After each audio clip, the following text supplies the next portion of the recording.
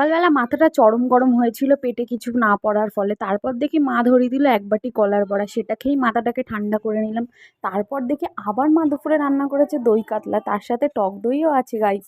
তো আমি তো দুপুরবেলা খেয়ে দিয়ে একটা কড়া করে ঘুম দিলাম, উঠেই দেখি বৃষ্টি শুরু হয়ে গেছে। এর মধ্যে আর কদিন ধরে এই বৃষ্টিটা জ্বালিয়ে মারলো।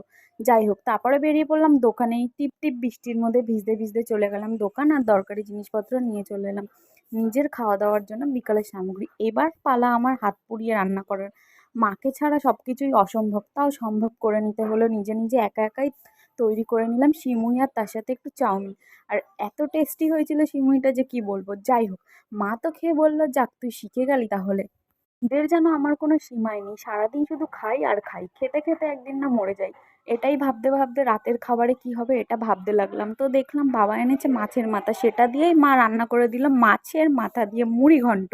তো এটা খেয়ে আমি ঘুমিয়ে পড়লাম রাত্রিবেলা।